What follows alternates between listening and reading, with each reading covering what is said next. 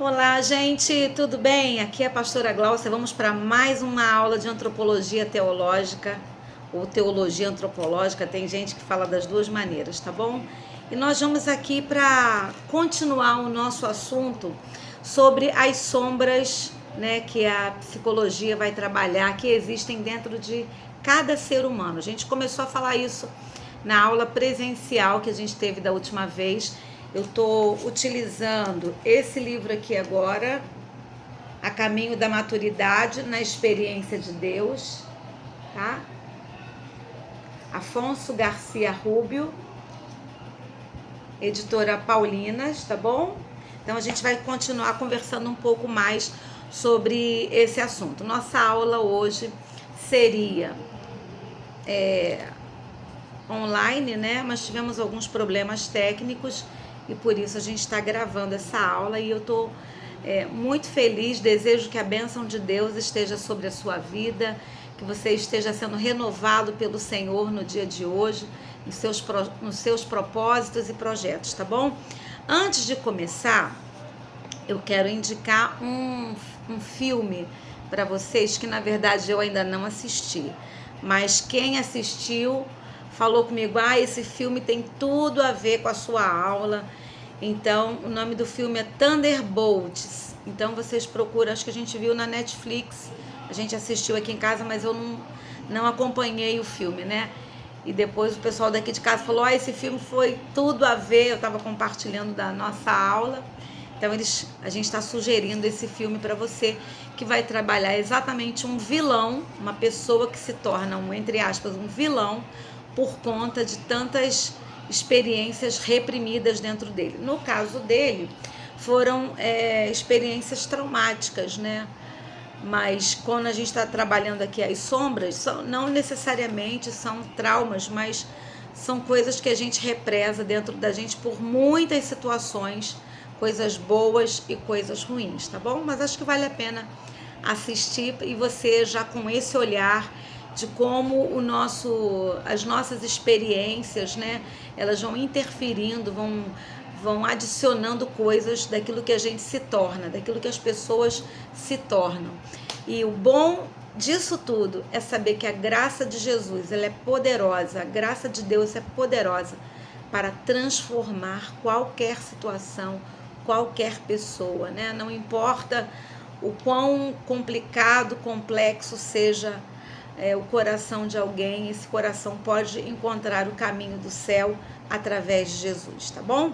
Então, a gente estava falando na nossa aula presencial sobre as sombras que existem dentro de todos os seres humanos. E nós agora não estamos falando a partir de uma visão teológica. Nesse ponto, nós estamos tratando sobre a questão da psicologia. Como é que a psicologia enxerga esse ser humano, o interior desse ser humano, né? Porque a antropologia teológica, ela está interessada no ser humano. Então, nós já falamos sobre as questões que aconteceram das guerras, a Primeira Guerra, a Segunda Guerra, né? As mudanças que ocorreram, né? O apogeu científico e da intelectualidade para a brutalidade quase que irracional das guerras, né? E como o ser humano ele consegue chegar a um nível de crueldade tão absurdo. Então, esse dualismo que existe dentro do homem, essa tensão que existe dentro, essa ambiguidade que existe dentro do ser humano, é que nós vamos trabalhar aqui, né? E da gente entender que ninguém é 100% bom e ninguém é 100% mal, mas muitas vezes nós contemos experiências dentro de nós, algumas que a gente consegue compreender e outras que acontecem de uma maneira tão natural na nossa criação, né? Ou tão indiferente do nosso querer, que a gente acaba assimilando, né? Maneira de falar, maneira de tratar, maneira de reagir, maneira de pensar, maneira de sentir, né? Tudo isso vai trazendo interferência em cada ser humano. Então, Deus é maravilhoso, né? Deus já sabia que isso ocorreria em nós. E aí, a psicologia, na pessoa de Jung, ele vai trabalhar essa questão das sombras. Como são essas sombras? E aí há uma pergunta, né, que a gente terminou a aula passada com essa pergunta. As sombras que existem dentro de nós, elas são mentirosas? Não. Na verdade, as sombras são absolutamente verdadeiras. O nosso eu, né, o nosso eu mais externo, né, esse é que mente, que é chamado na psicologia do ego consciente. Esse é que mente. Quantas vezes a gente não quer esconder, né, para as pessoas aquilo que nós realmente estamos sentindo, a raiva, a vingança, o desprezo, né? Então, o temor, ou seja o que for. Então, a sombra, ela é legítima. Quando ela sente, Paulo vai dizer, né?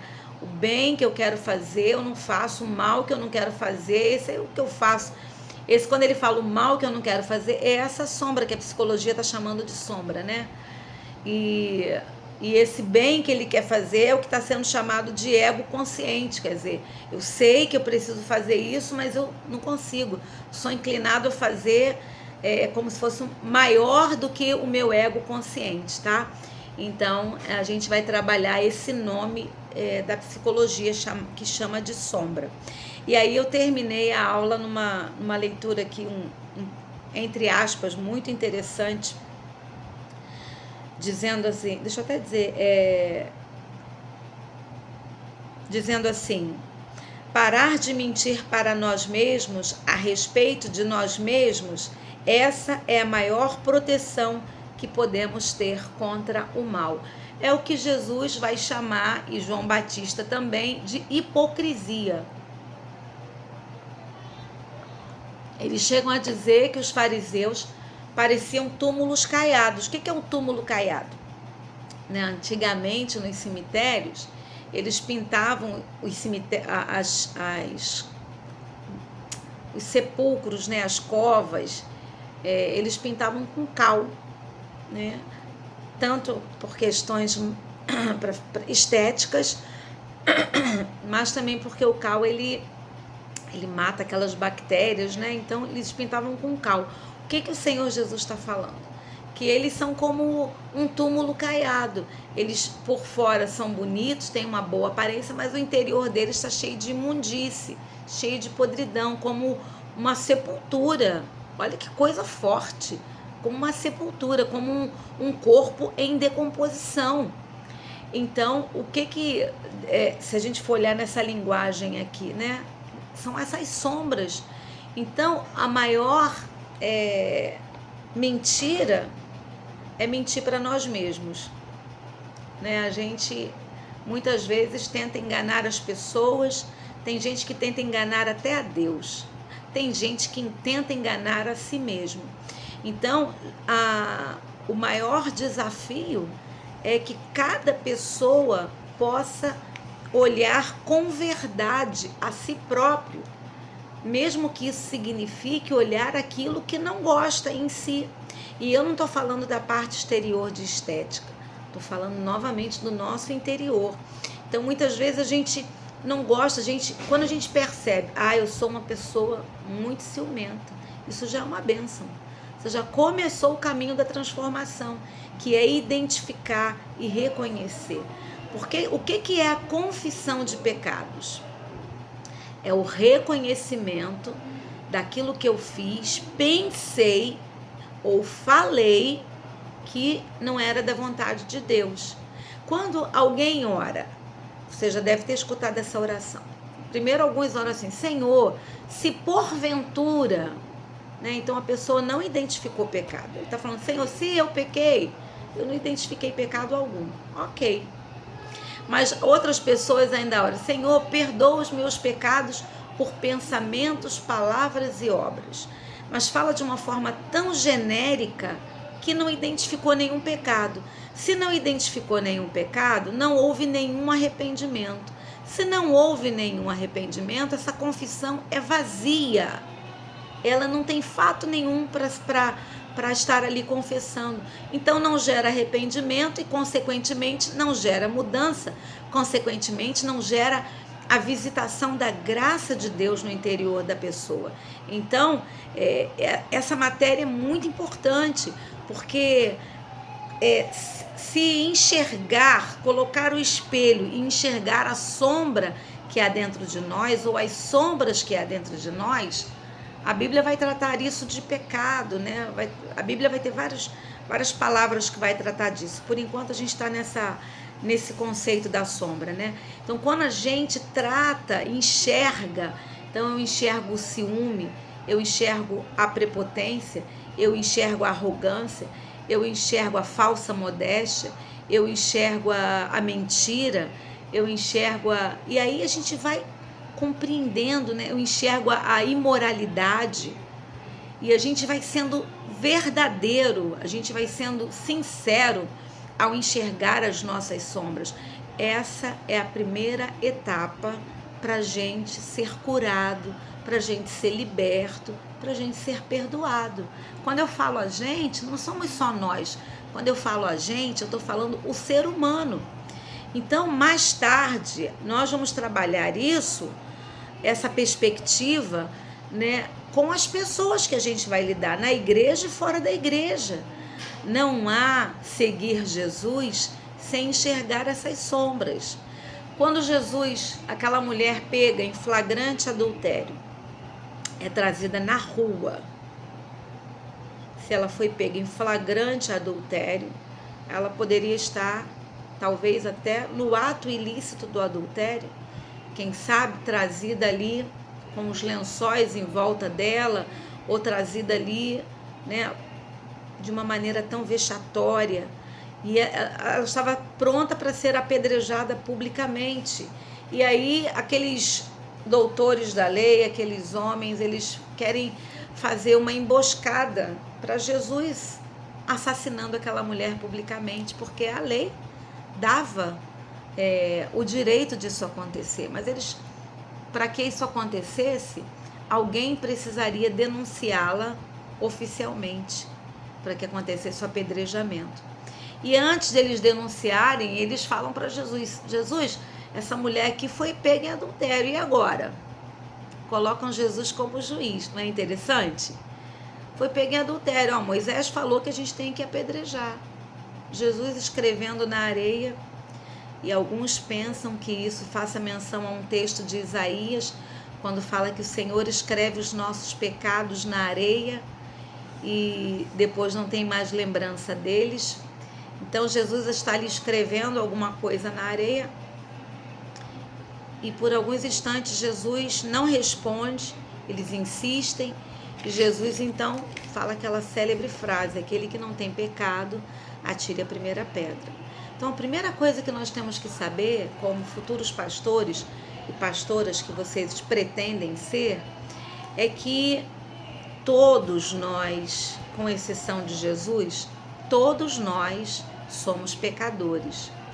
Essa condição é maravilhosa, no sentido da gente entender que a gente não é superior a ninguém, que a graça de Deus, ela salva aquele miserável mendigo, aquele miserável que está no meio da orgia, aquele miserável que está no meio das drogas, mas salvou nós também, que éramos miseráveis longe de Jesus, longe do Senhor Jesus. Talvez não tenhamos cometido nenhum pecado que aos olhos humanos seja algo de trazer perplexidade, ou talvez tenhamos cometido, não importa.